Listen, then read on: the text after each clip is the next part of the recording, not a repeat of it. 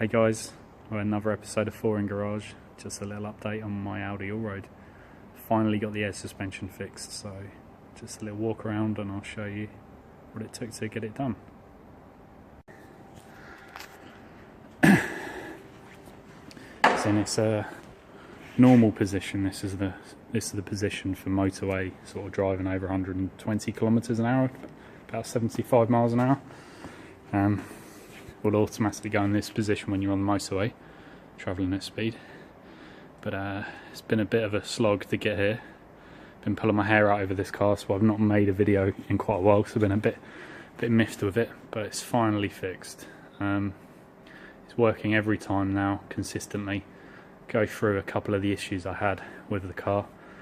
Both front airbags were leaking, which I didn't know, but I sort of knew, but I wasn't sure about because I had it in the highest position and it didn't leak. It stayed up for like 2 days and I thought, well, maybe the airbags are okay. I mean, it was down at the front when I first got it, and then it started leaking a bit, so I wasn't sure, but I bit the bullet when it got some, which I did find the leak as well. Sprayed some soap around there, did see they were leaking, so I went a bit the bullet, bought 2 new airbags, got a rebuild kit for the pump, and it was sort of working for a while and then stopped working again. Okay, it was like down on one side for a while, and then it was level, and then it was down, then wouldn't work at all.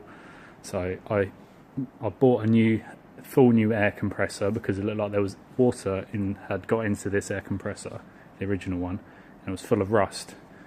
I can show you some of the bits which are in my toolbox actually. This is one of the bits that was inside, if it'll focus.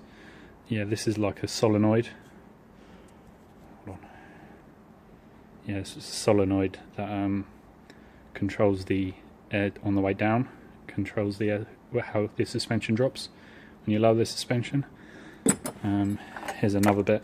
This is just like a broken spring, part of a broken spring that was inside it. You know, it all looked horrible inside when I took it apart. Sort of seeing there, see how sort of bad condition it was. This is where the piston goes, and this is a cylinder for the piston, the air suspension piston. And I don't know if you can see in there, it's actually all scored. A bit hard to see, my camera's not great.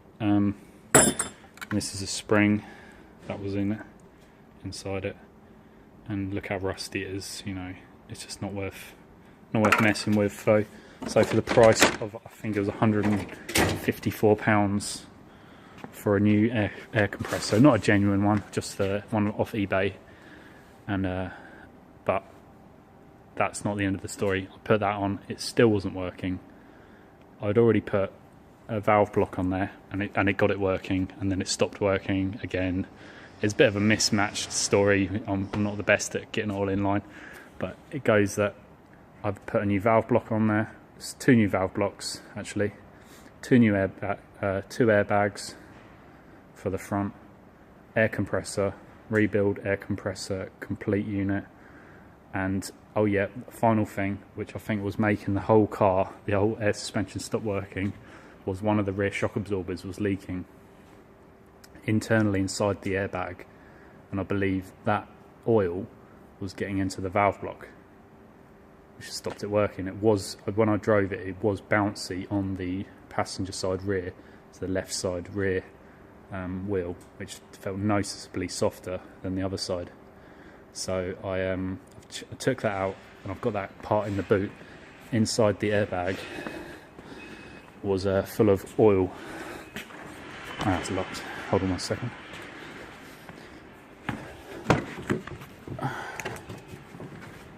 Okay.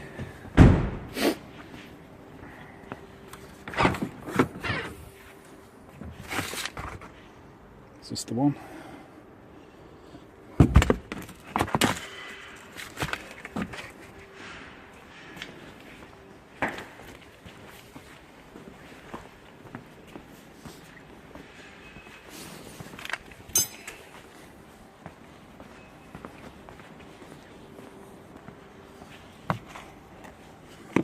Yeah, this is the bad one.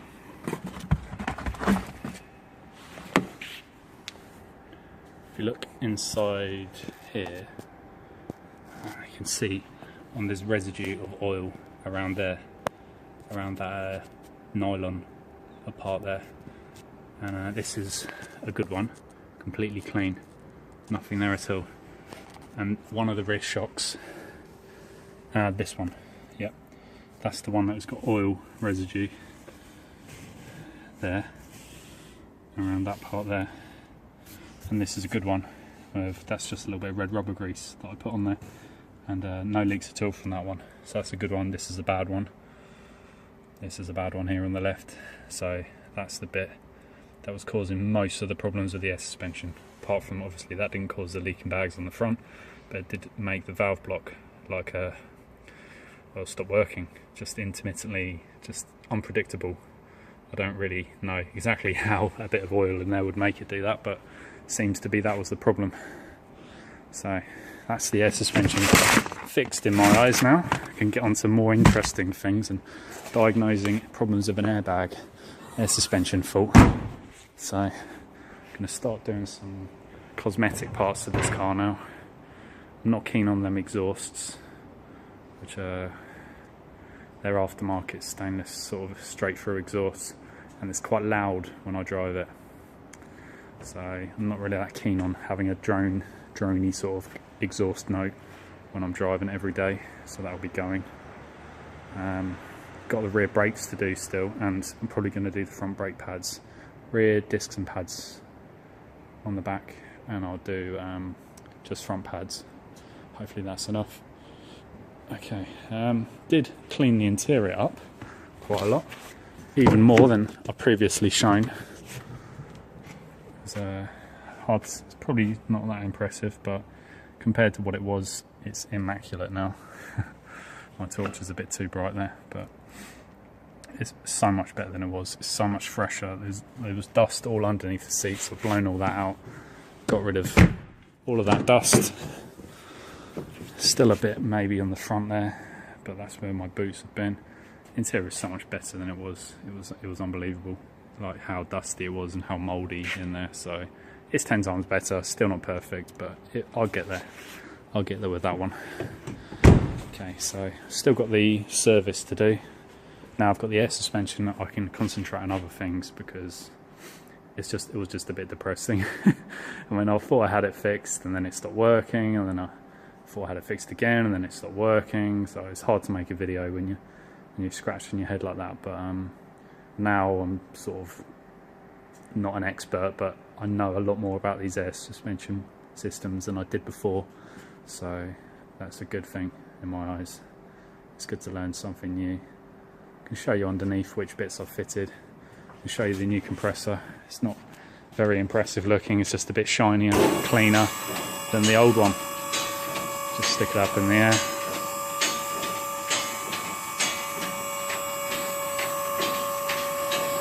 See if you can see the new bags.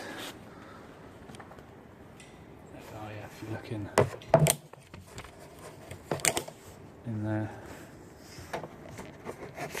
that's the new air suspension bag in there. Both sides on the front. Rears weren't leaking, but I did change one bag just because of that oil, because I wasn't sure on that, so I just put the new one in there. So there's the new bags.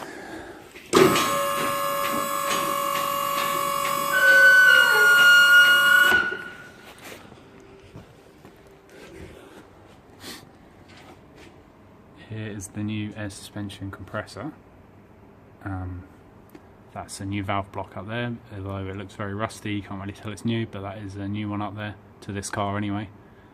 Second hand from an 07, I think it was an A8 or some other Audi, but as far as I can see they work the same, so I just put one on there and it worked. Still got to tidy up the wiring under there a little bit, but yeah, that's it really. That's it for this video. Just thought I'd give you a catch up on how I was getting along with the air suspension, and I'm pretty pleased with this car now. It's nearly getting there. It's just had to stick in there with it and not give up, because it's easily done. Easy to give up, but not so easy to carry on trying with it. I think in total I bought the car just over £200. So maybe picking it up all in total with fuel and everything, I think I paid £300 for the car. Air suspension bags, airbags were 150, and then another 150 for the compressor, so there's about 300 there. And then I bought the valve block, including postage, was £60, so we're around £660 all in at the moment. I bought some brake pads, they were £12, so I'm not counting service items on the price of the car, because any car I buy I'm going to have to service and change the brakes anyway, so I don't really add them up, you know. So oh yeah, the side repeater, which was missing from Audi, was about £8 I think, this new side repeater. What else did I buy? I think that's it. That's everything. Just my time, really. So I've been pursuing the repair with this car, you know. So it's probably in just under £700 maybe, just for everything. But I'm not gonna add up the service bits, because they don't really add up. They don't really count.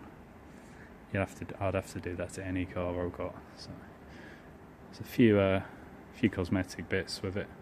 I think one of the rear lights needs replacing. It looks like it's separated at the top, but it's getting there, slowly. See how we get on with this car. Oh yeah, that's it. That's the other thing I've got to do to the car. I remembered now, is the front differential. I think I said it in another video I might have done, that the diff is noisy when you're on the throttle.